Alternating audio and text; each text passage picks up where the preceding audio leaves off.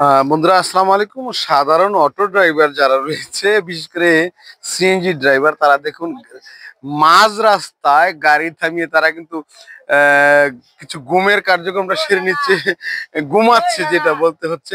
এই মুহূর্তে রয়েছে কিন্তু ঠিক আপনার কি বলে এটা এটা অত্যন্ত সুপরিচিত একটি জায়গা, মহাকালী যে বাস স্ট্যান্ড আছে সেখানে রয়েছি। সেখানে ঠিক রাস্তার মাঝখানে কিন্তু এই একটি অবস্থা তৈরি হয়েছে। রাস্তার দুপাশ থেকেই কিন্তু এপার ওপার দুপাশ থেকে কিন্তু গাড়ি ঘোড়া সব বন্ধ রয়েছে। জানি না কোনো এক সংগঠনের আন্দোলনের কারণে এটা হয়েছে। সেই জন্য আরেকটা জিনিস আমি আরেকটু বলবো আপনাদেরকে, যে সাধারণ মানুষের যে দুর্দশা থেকে মুক্তি করবে যে আইন শৃঙ্খলা বাহিনী, তারা কি ডিসিশন নিয়েছে, তারা কি আলোচনা করছে, বা তারা আদৌ এটা পারছে কিনা, তারা পারছে না কেন, সেটাই তো সাধারণ মানুষের জানার কথা।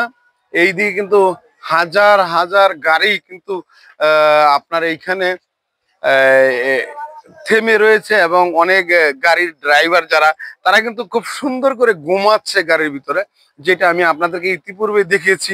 এটা হচ্ছে একটি মহাকালীর একদম ব্যস্ততম যে সড়কটি রয়েছে, সেই সড়কের মাঝখানের অবস্থা, একজন সিএনজি ড্রাইভার সে ঘুমাচ্ছে। সে আমাকে বলতেছিল এরকম 45 মিনিট যাবৎ সে কিন্তু ঘুমাচ্ছে। এইটা আসলে সত্যি অবিশ্বাস্য আমার হচ্ছে, কিন্তু তাও সত্য। একটু দেখাচ্ছি এদিকে,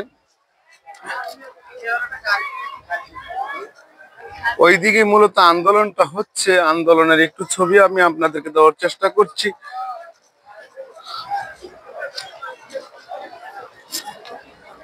এইদিকে মূলত আন্দোলনটি হচ্ছে বন্ধুরা। আহ এই আন্দোলনকে কেন্দ্র করেই কিন্তু রাস্তার দুই পাশে পুরো গাড়ি ঘোড়া একদম বন্ধ। বিশেষ করে সামনে একটি গাড়ি রাখা হয়েছে, সেই গাড়ি কিন্তু একদম এই দিকে রাস্তাটাকে পুরোটাই বন্ধ করে দিয়েছে। এবং এই দিকে কিন্তু সাধারণ যারা মানুষ রয়েছে, তারা অনেকেই কিন্তু এইদিকে আপনার এই আন্দোলনের সাথে যুক্ত হয়েছে।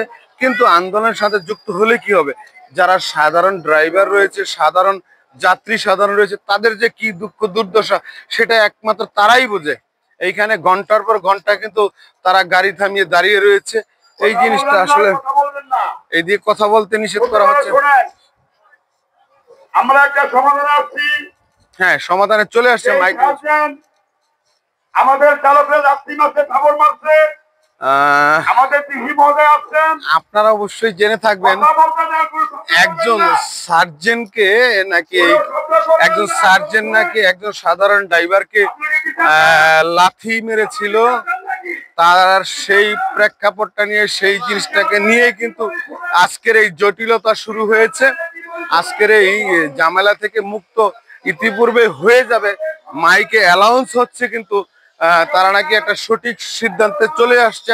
আগামীকাল এটার পূর্ণাঙ্গ বিচার হবে। একজন সার্জেন্ট কিন্তু একজন সাধারণ ড্রাইভারকে লাথি মেরেছে, আর সেই জিনিসটাকে কেন্দ্র করে কিন্তু আজকের এই বিশাল যে জামটি, সেটা লেগে আছে। ঘন্টার পর ঘন্টা কিন্তু মানুষ পায়ে হেঁটে যাচ্ছে, এবং আপনাদের সেই ছবি আমি আপনাদেরকে দিচ্ছি। ড্রাইভারকে কেন লাঞ্ছিত করা হলো। ধন্যবাদ, ভালো থাকবেন, আসসালামু আলাইকুম।